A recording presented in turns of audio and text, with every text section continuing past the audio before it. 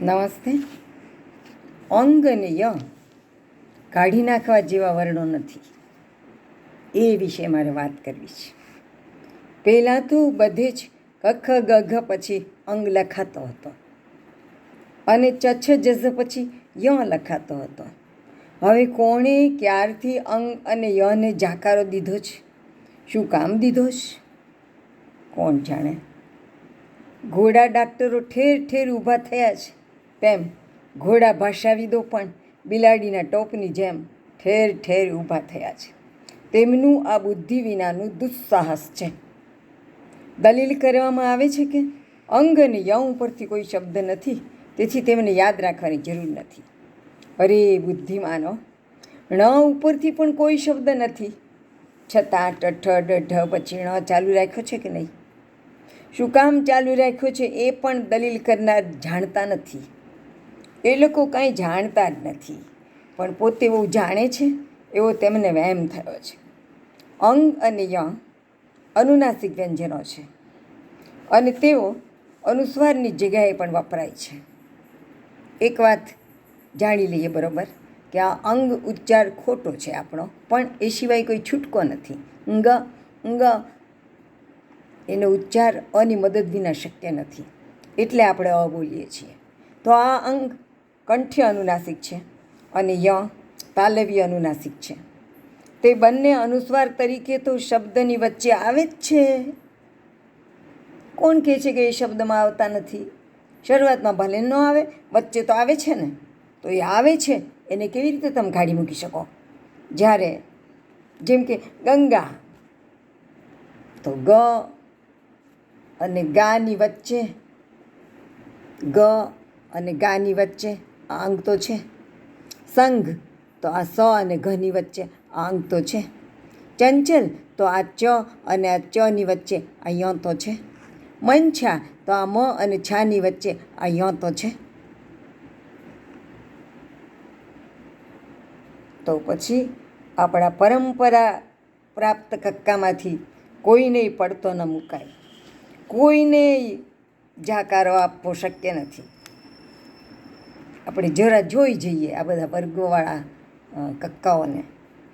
કંઠ્ય એટલે કે ક વર્ગમાં ક ખ ગ ઘ અંગ, તાલવ્ય એટલે કે ચ વર્ગમાં ચ છ જ ઝ ય, મૂર્ધન્ય ટ વર્ગમાં ઠઠ ઢઢ ણ, દંત્ય ત વર્ગમાં તથ દથ ન, ઓષ્ઠ્ય પ વર્ગમાં પફ ભભ મ.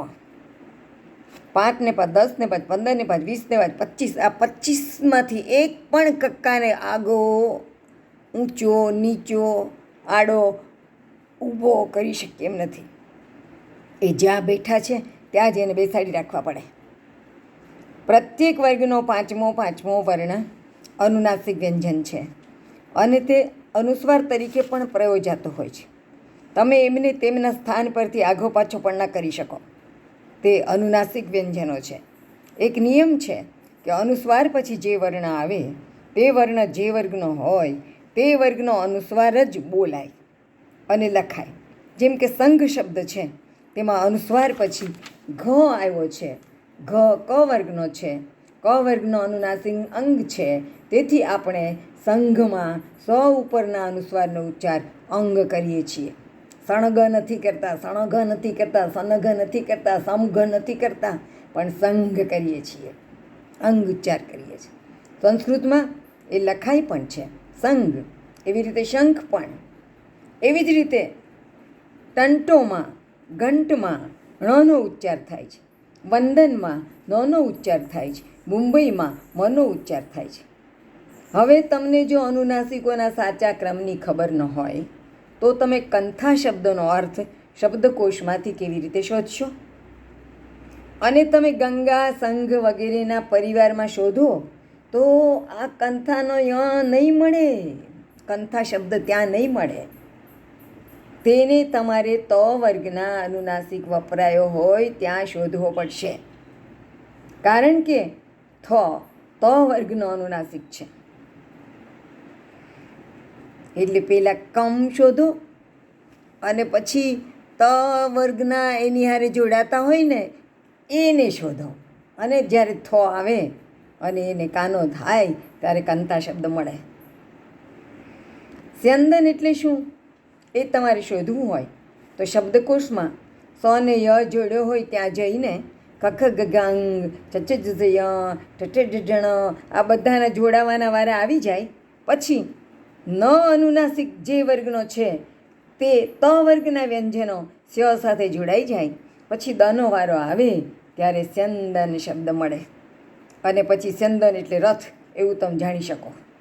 કંજ એટલે શું એ શોધવું હોય તો ક પછી ક વર્ગના બધા વ્યંજનો જોડાવવાનો વારો આવી જાય.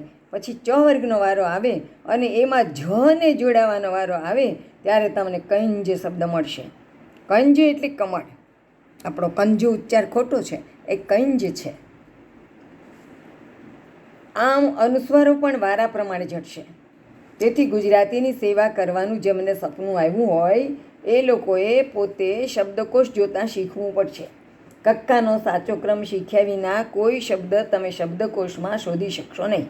તેથી અંગ અને યને તેમની જગ્યામાં ફરિયાદ મૂકી દો બાપા. ગુજરાતી વર્ણમાલા કાંઈ બોડી બામણીનું ખેતર નથી કે એમાં જેને મન થાય તે ઉમેરણ ઉસેરણ કરી શકે. તેથી ડાયા થઈને કક્કાનો સાચો ક્રમ યાદ કરી રાખવા હું આપું છું એ ગીત શીખો તો ગુજરાતી ભાષાની સાચી સેવા કરી શકાશે.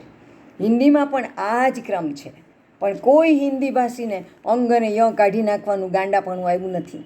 ગુજરાતીમાં જ આ ગાંડાપણું આવ્યું છે. સૂસા પૈસા ચાર એવી ગણાતી આપણી આ બિચારી ગુજરાતી ભાષા માંડ પોતાને પગે ઊભી રહેતી થઈ છે ત્યારે નવા ભાષાવિદો તેનું ખૂન કરવા બેઠા છે. ગુજરાતીનો કક્કો એના સાચા ક્રમમાં યાદ રાખવા માટે આ ગીત યાદ કરો. પછી એને અનુસાર શબ્દકોશ જોતા શીખો અને શીખવો.